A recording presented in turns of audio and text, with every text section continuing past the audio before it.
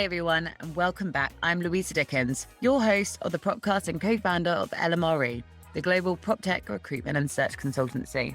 The aim of each episode is to introduce you to a Proptech innovator and discuss how their work has created a shift in focus when it comes to digitalizing the built environment. If you're interested in finding out more about Proptech or applying for a job in this space, or keen to know who the big players are that are moving and shaking the real estate industry, we have you covered, and we'll be bringing you an episode each week to connect you to the VCs, Proptech startups, and real estate professionals from around the globe.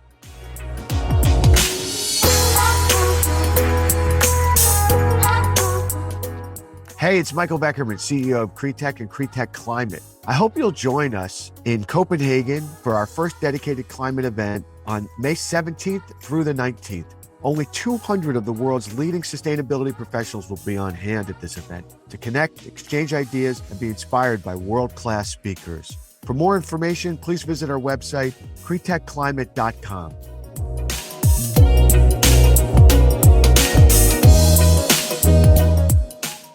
Today's podcast will be on the growth of the European tech market, and we will deep dive into how you can move from the investment side into being a founder yourself. Today, we're joined by the well-known Faisal, CEO and founder of Pi Labs, Mike Bristow, the CEO and co-founder of CrowdProperty. Welcome to the show. Great to be here, Louisa, and share my thoughts today. Hi, Leah. Great to be here. Yeah. Pleasure having you both. Now, I'll give everyone listening in a little bit of a sum up. So, obviously, today we're going to be hearing about Europe's first PropTech-focused VC, Pi Labs. We'll hear from Faisal, where it all began, how the market has changed and grown as other VCs and investors have entered. Mike, who is part of Pi Labs investment committee, will talk us about his product CrowdProperty and the move from being an investor to a founder of a business which is based in not only just the UK, but across Australia. Faisal will talk us through how he's gone about raising capital of the last years. And this podcast is quite timely, as we were literally just discussing offline, as Pi Labs just announced the raise of their third fund, which is, I think, just over 90 million, which is brilliant, and congratulations. And I'm sure we're going to hear about the plans for it later on the show. But let's warm up the audience and help with introductions. So Faisal, obviously, is founder and CEO of Europe's first venture capital fund, Pi Labs. Let's start off with why did you get into the space and how Pi Labs all came about? I think we were just saying we met for the first time 3.5 years ago. And I think the last MIPIN at your event with your investment Ask Porter. Yeah, no, happy to share like an abridged version of that story. So I started my career in California, and I was there during the first .com boom and bust. Very much saw from the sidelines some of the exciting things happening in the tech world, the rise of Amazon and some of the early tech startups. I was working in LA at the time at a technology consulting firm, but I caught the bug early in my career. So at the age of 25, I quit the corporate world and decided I'd go into the entrepreneurial world and set up my own tech business. And what that did for me was it taught me some essential skills from an operator point of view. So from a founder perspective, I was able to hire, grow, scale, market, all those skills that founders need to have. That can then segued into me deciding I needed to do an MBA and really polish up on some of those operational skills I'd picked up while running a tech startup. So that's what brought me to UK. I ended up doing an MBA here at Oxford and landed a job at a family office in Mayfair. And this is right around 2009. So we're in the depths of the great financial crisis, and I'm looking for investment opportunities. And I knew that we were in the middle of a recession that had its origins in real estate. So what made a lot of sense to me, at least, was that there would be lots of new ideas emerging that touch the real estate sector. So I started my initial investments focused on making investments into traditional real estate businesses. And then after a couple of years, decided around 2013 to focus on the intersection between tech and real estate. My first few investments were investments that I personally invested in. That's the first time me and Mike started to partner and co-invest and work together. So we both invested in I believe, the first funding round of Hubble, which is a well-known aggregator of office space here in London. And some of those early investments I made as an angel then led into the creation of Pi Labs as I decided to exclusively focus on Proptech as an investment mandate. Where does Spire Ventures come into this? I know is that the sort of family office side? What's the whole involvement there? Yeah, so I realized that I had made investments prior to Pi Labs that were more traditional real estate. And it was important if I was going to go down the route of setting up a investment management business, a fund management business, I needed to have a really clear delineation and separate out anything that was like a personal investment from what the investment management business was doing, which is Pi Labs. So Pi Labs exclusively focuses on backing Proptech businesses, where anything I'm doing outside of Proptech sits within Spire Ventures. And that's usually more traditional fee generating traditional businesses. Okay, beautiful. Got it. And now, Mike, obviously, Faisal mentioned that you guys met all those years ago, 12 years ago. That's some long-term relationship. So you're now an investment committee member. What does that mean to sort of pilot? And then also, I'd love for you to let our audience know a bit more about how you've moved from not only being an investor to founding your own business property. It's a move which lots of people want to make. Do they have, obviously, you've got to have the idea. You got to have the capital, the support, the operations. Obviously, Faisal mentioned the key skills you need as a founder. Talk us through those following questions. That'd be great. Sure. So, well, briefly, in my background, I did mechanical engineering as effectively applied math. I went into strategy consulting. I was there for many years. So I've actually done things the reverse route. I started as an advisor, I moved to an investor, and then I moved to a founder, which you can see many paths mostly going the other way, founder, investor, advisor, right? But I spent many years in strategy consulting, predominantly advising private equity funds on buyouts and growth strategy for their businesses. Like Faisal did my MBA just pre-global financial crisis, actually, and at London Business School. And alongside all of that, since around 2002, I've been investing directly into residential real estate, predominantly in the UK, just on my own personal portfolio. And I think as I reflected more and more post-MBA, I said, property is interesting because it's a physical asset class. It's the world's largest asset class. It's damn inefficient. And there must be a role for technology in that asset class to make better decisions, make more efficient management, more efficient transactions, all of these sort of better asset management, all of these sort of aspects. And so started looking around and actually we think it was about 2010. And I was actually at the time looking to raise a fund to buy a business. And then we kept in touch and sure enough, Faisal reached out when he was looking at Hubble. And I think he thought that I normally have a view on things. And so I had a view on it. And it was a positive view, and so followed that with funds, and then continued that sort of exploration into the Proptech, property technology, and the potential that it had. Started realizing, wow, actually, this is an incredible, very broad tech sector, all focused around a sort of an asset that I love and pretty passionate for and have a lot of experience in. Hence me, investing more and more in Proptech businesses. Then the challenge was that as soon as you're known as an investor in things, then you suddenly get hit hundreds of pitch decks, which, by the way, is not a bad thing. Good founder tenacity. But also then I realized actually what Faisal's creating at Pi Labs is really interesting because actually is building an investment team around that asset class that had that bandwidth to really build that specialism. And so I invested in Fund 1, and then I've followed into Fund 2 and Fund 3. And now so to answer your first question, sit on the investment committee, which means that once the investment team has done a credible job, brilliantly talented investment team at Pi Labs, they've filtered a hell of a lot of businesses. They pieced together the sort of the investment thesis and put that to the final approving committee called the investment committee. And Faisal and I are both voting members of that on behalf of the LP investors in the fund. And I think it's super exciting times because I think that the Pi Labs brand attracts incredible businesses, super talented founders to seek funding from that fund. And we are very prepared to back the best ones that are out there. And a hell of a lot of work goes into assessing each of those. How do you find time whilst doing this, all these investments, and Pi Labs has over 50 plus, and I think you said 25 more in the past several months. Talk us through founding CrowdProperty and the product, because it sounds like you're balancing a huge amount at the moment, as well as obviously the strategy side of it too. Yeah. We're sort of on full-on growth mode now. So we're a profitable fintech, proptech business. We fund small and medium-sized property developers. We founded the business at the end of 2013, started lending in 2015, and we've raised a reasonable amount of equity capital. We've got a lot of debt capital from major global asset managers. We've backed over £400 million worth of property projects, over 2,000 homes being built. And that's sort of just the start of it. And as you mentioned earlier, we've expanded into Australia with the full business model out there. And brackets, that's not because I like 7 a.m. board meetings, but it's full on. It's full on driving that business. So we've got a team of 58 in the UK, team of 8 in Australia. But it's one of those full on things that is totally addictive. And we're disrupting property finance for small and medium-sized developers where historically financial services underserved them. And that brings about a bucket load of technology, but also a bucket load of expertise because it's a complex lending asset class. So, how I balance it, in short, not very well, because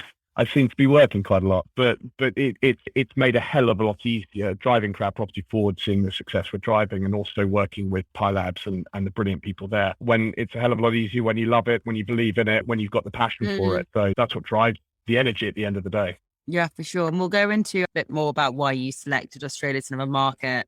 And Faisal, bringing you back in here, obviously, on the topic of different markets, Pi Labs focuses in Europe. I'm curious to know, obviously, with your third fund, obviously, you've got investment from quite a few investors in sort of Hong Kong and India.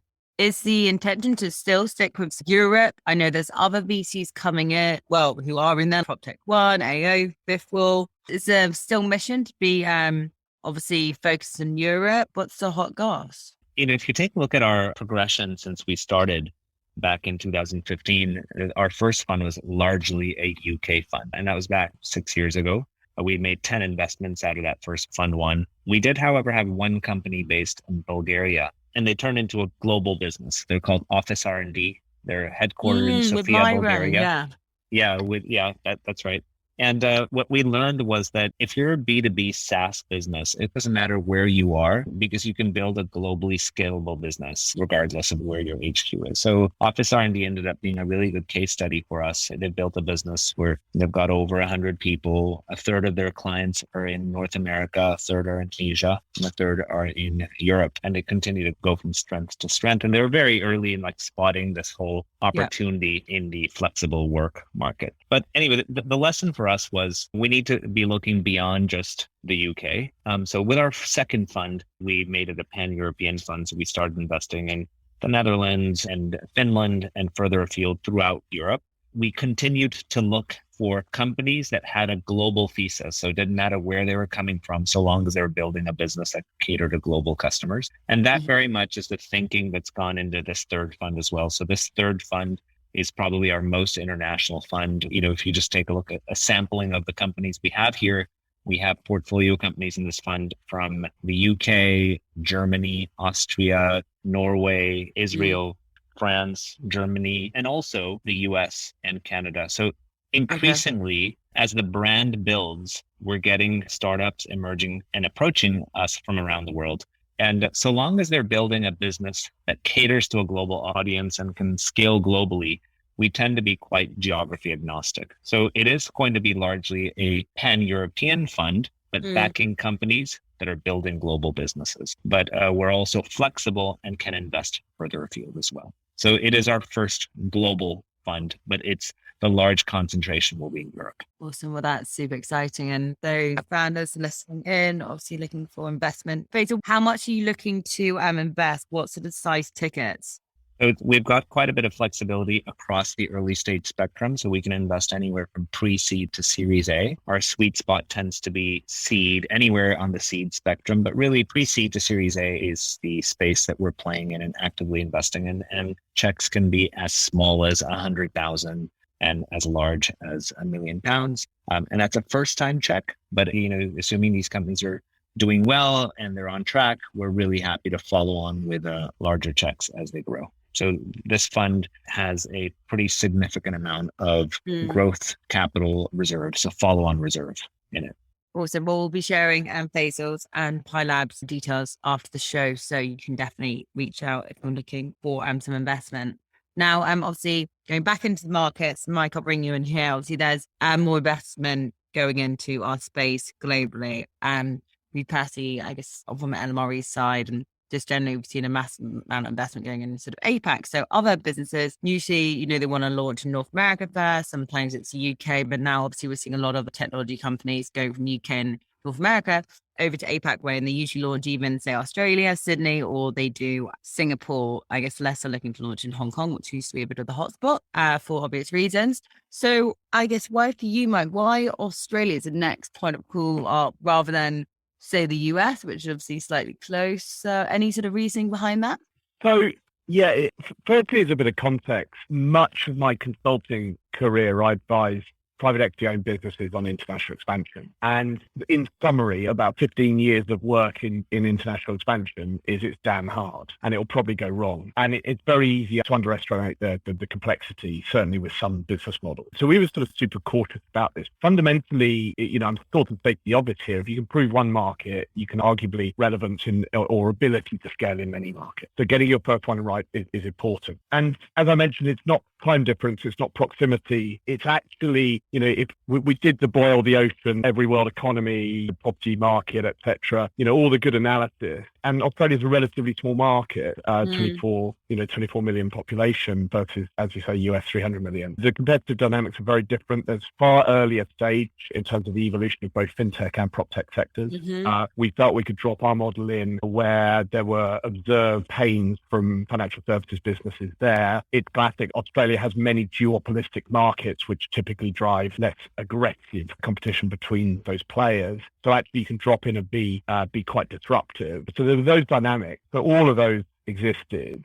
But then I got introduced to the right team and I found the right local team and especially the right local CEO. So our local Australian CEO, he founded, grew and sold an insurance marketplace business, got marketplace dynamics, had a passion for property, was looking for exactly the next thing to do, having proved his entrepreneurial talent. And that sort of fell in line pretty quickly in terms of saying, hey, look, this is great, let's talk more. And then actually it took 2 years for us to fully plan and execute that launch. Again, that might have been partly quite, bearish and knowledgeable about the complexity of international expansion, but the criticality of getting the first one right is that it goes straight to valuation is paramount and a lot of opportunity. So if you think one of the things I'm excited about Proptech is it almost lags the curve of fintech, right? And there are some sort of dynamic similarities there. But then on a similar note, sort of Australia is lagging the UK sort of technology and disruption in financial services. So I saw lots of curves for this to ride. And so it felt like a very logical market that our board agreed with.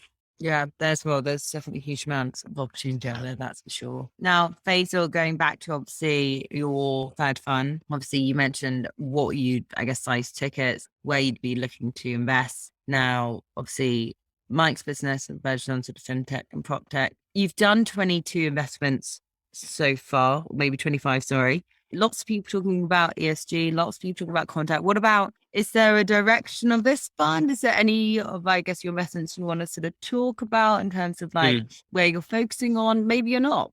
We're quite a thematic investor. You may have seen over the past year or so, we've been publishing our own in-house research on a number of different topics that we're excited about and that we're diving deep into. So one of them is sustainability and ESG. So there's been a number of startups that we've invested in that fall into that theme. So a good example would be one that we announced a few weeks ago. They're called GREENPASS. They're based in Vienna. They help building owners use data to essentially create a microclimate around their buildings and reduce the temperature just by greenifying the building, adding essentially more greenery around the building. So that's just an example of a startup that came out of the research that we've been doing. But equally, we've been quite interested in other areas as well. So robotics is another area that we've invested in through this fund. There's been 2 robotic startups, one out of Israel. They're called Okibo. So they've built a wall painting robot, essentially, that can paint faster and with more efficiency and more accuracy than humans can, addressing a lot of the health and safety challenges that exist within construction environments. And another theme that has recently is one that we've recently been investing in is our startups related to the metaverse. So we've made an AR and a VR investment just over the last few months. One that was announced recently is called Dent Reality. They're an augmented reality business that can help really enhance the customer experience and wayfinding within spaces. So the first application is within grocery stores. They're currently trialing Marks and Spencer's. So the experience where you go to a grocery store and you can't find that one ingredient that you're looking for whatever you're looking to cook or bake that evening. This is a startup that can help you get to that item. So it's very granular level, deep tech business. And we're excited if this can work in an M&S. We think that the wider applications could be helping with wayfinding in stadiums, airports, trade shows, shopping centers, and other types of spaces as well. Interesting. Yeah, the metaverse is something I watched. God, this was, I don't know when this podcast is going about, but I was listening to Goodwin's webinar on the metaverse. It was like, I think it was last week, and I'm just trying to get my head around that. There's the sector of sort of future innovations, which I need to include in my book, and the metaverse is a topic I need to tackle, and I don't quite know where to start with. So, Faisal, I will be reaching out to you after this to speak to you about it and your research team probably. Okay, and before we get into the LMRE parts, the last question, Faisal, one more for you as well. Obviously, this is your third fund. You have obviously a great team that helps you raise this capital. You are obviously the first VC that invests in Europe, so you have that brand that sort of carries. What are the sort of main challenges which are out there for others today, I guess, for you and for other investors out there? Because everyone's saying there's so much money out there. Lots of people, like all the obviously real estate investment managers, are looking to invest and all that. There's plenty of LPs out there. Is that the case? It can't be that simple. Listen, I think we're still seeing a growing volume of startups that are emerging from all over the UK, Europe, and globally. And as I mentioned earlier, like as the brand's grown, really we're getting propositions and business plans that are coming our way from all over the world. So the challenge with any VC is always sifting through the volume and identifying the winners. We see about 1,000 business plans a year, and we're only planning on making 10 to 12 investments per year. So it's about picking the best ones. So that really just comes down to experience. We've been doing this now for 6 going on 7 years. It's about having an outstanding team. It's about having excellent processes. It's about having a good deal process so that deals that you shouldn't be investing in get weeded out and the best ones progress to the investment committee and get approved. That it's really just an operational challenge. The way that any VC would address it is just by having good processes and having an amazing team around you. And then in terms of like market related challenges, there's more liquidity coming into the sector, but I do find that because there was such a dearth of liquidity before for Proptech, I don't think that there's too much liquidity. I think that the market needs to mature and you need to have funding for different stages. You need early stage funding, like the types that we provide. You need later stage funding, which is a type that Fitball and AO and some of the others provide. So it's starting to mature, and that's what these companies need to scale up. It is still the case that mainstream VCs, so these are non-sector focused VCs, don't really get Proptech and haven't really been allocating in a big way. But I think that's also going to change, particularly as you start to see more success stories like Lantech and Plantific, both of which are from our portfolio. When you start to see companies really break out from the crowd and achieve success, I think that's when you're going to get the mainstream guys starting to invest alongside the sector specialists like Pi Labs in a big way. And we're already seeing that. We're co-investing alongside the generalists in every deal. But I think that trend will only grow. Yeah, we're sort of speaking to some like banks that our side as well. You're obviously doing, sort of post-IPO, you invest in the likes of the Open Door and lots of the banks, say even the big four, sort of obviously looking to get more and more involved in now. It's obviously a lot of the assets are property. Right, we're coming to the final part now. It goes to L, touch upon the main lessons you've learned. M, mention anyone or give a product shout out. R is what has been the most rewarding aspect of working in Proptech, and what are you most excited about? Faisal, why don't you kick us off with what's the sort of main lesson you've learned throughout your career? Lots of lessons. I'd say stay focused, be disciplined, and there's always going to be ups and downs for a founder as well as for a VC, and you just have to have the kind of tenacity and focus to see it through.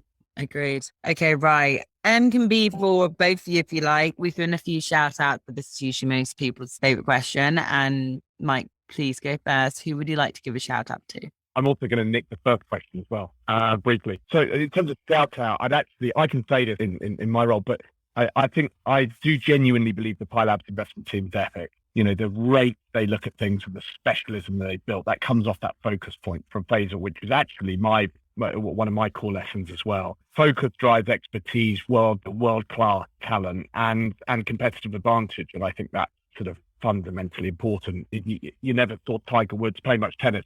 That absolute relentless focus drives world-class expertise and talent. And my second point on lessons is actually just around people. People are absolutely critical and can make or break how you achieve success in your business. And we actually went very early on. So practical tip as a founder. I was very early on with appointing a people director when we had 6 in the team that we knew we were going to scale. And that individual, who's a board member, he's recruited every single person in our business. And that has driven massive consistency, cultural focus, and a real emphasis on building a brilliant team made up of those people. I would actually really agree with you there. That's advice which we often give to people, but founders just very much see like sales will obviously want to build the tech team to make their products keeping up with obviously what their clients want. But a big thing we talk about is like retention is what people need to focus on. When you have someone great in your team, you need to look after them because they will go elsewhere. Then you got to hire for them. You got to train people. And like, unless you have someone focusing really on the culture, making sure people are happy, people are learning, developing consistently, you're going to lose them. And then you can't grow a business without a good team. So I completely agree with everything you just said. Okay, we'll move on to what's been the most rewarding part of working in this space. Faisal, want to go for this one? I think it's been really rewarding to see companies that were like super early stage when we invested. So I'll give Lantech as an example. It was just Johnny and his co-founder, Andrew. They just had an idea at the time. I think it was a very rudimentary product, no employees, no revenue. And they've now grown to a company that you would have seen the news around their 40 million pound Series B, led by some pretty credible investors from around the world. They're over 100 people and just going from strength to strength. So it's just super rewarding to see founding team go from idea to the type of scale that the likes of Lantech are building. And they're not the only ones, by the way. If I had a chance to give a shout out, there'd be a bunch of founders that we're super proud of. But yeah, that's what really, that we as early stage VCs find really rewarding, to be along that journey with them and keep supporting them throughout that life cycle of the startup journey. I'll just chip in my agreement to that as well. The maturation of some of these founders from early stage concept through to very valuable businesses. Johnny Britain's a great example at Lantech, but many others. We've seen those individuals, those entrepreneurs grow into such focused sort of founders growing globally high potential businesses. It's damn impressive. Yeah, I think also it's just really what their product does. We're giving Lantech such a big shout out. Like, they've generally made so many real estate professionals' lives easier by helping them identify new sort of land acquisitions. And I think they've got free products now. So generally changing the way people can obviously utilize and work sort of real estate, whether it's sort of acquisitions. Obviously, Mike, you're sort of on the investment side. So no, it's really incredible. Okay, final question. What are you most excited about now? So that you can both answer this. Is it, Faisal, are you most excited about obviously your new fund, or maybe the 20 more to come? I don't know what you have up your sleeve. What would it be? I think it's two things: deploying this capital into the next kind of batch of really exciting high caliber startups. So we have a really active pipeline. There's a lot of deals that we're looking at. So excited about the new deals and new investments we're making, but also super excited about scaling up the way we oversee and manage and add value to our portfolio. So, we're growing our team. We've added a partner recently, which we'll be announcing soon, and just super excited to do more on the portfolio management front, particularly as we now have around 60 companies, and that's going to 100. So we're really thinking in terms of scaling up the platform in order to, be great investors, not only when we invest, but also the long journey we have together, the 5, 7, 10 years that we remain in businesses. Awesome. Thank you for that. Okay, right. And Mike, last but definitely not least, final question. What are you most excited about? I think from the two perspectives where I come from, I think the makeup of Fund 3 and the invested businesses in there already is fascinating. I think there's such incredible potential for some of those. And seeing that play out is going to be really interesting. And obviously there's plenty more capacity in that fund. And then personally also, it's a big passion for disrupting property development finance and helping more homes get built in the UK and globally. And I think we've got a long way to go on that, and from a very strong base that we've proven. And so I'm excited about watching this space, basically. Yeah, hopefully tackling the global affordable housing crisis everywhere. What I'm most excited about, guys, is seeing you next week in MIPIM. Faisal, we'll be reunited in Cannes, which I'm sure you're super excited about. Mike, I'll be meeting you for the first time. So we'll end on that note. And thank you both so much for joining me on the show. And I'm looking forward to catching up with you in a moment. Great. Thanks, Louisa. See you next week. Thank you, Lou.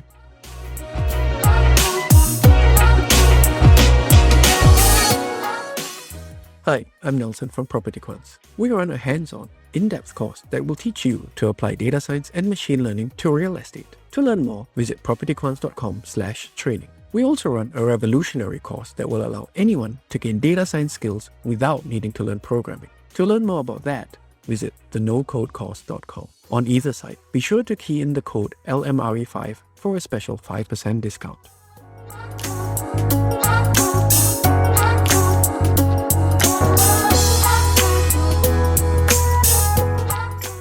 Thank you for joining us this week on the Propcast, and a big thanks to our guests and our sponsors, CrewTech and GreenTech. Make sure you visit our website, lmre.tech, where you can subscribe to our newsletter, keep up our industry news and events, or if you're looking for your next career move, it's all on there. The Propcast can be found on iTunes, Spotify, and YouTube, where all good content is found. Whilst we're at it, if you found value in the show, we'd appreciate it if you could spread the word and tell a friend about it, or even write us a review. And I'll catch you next week.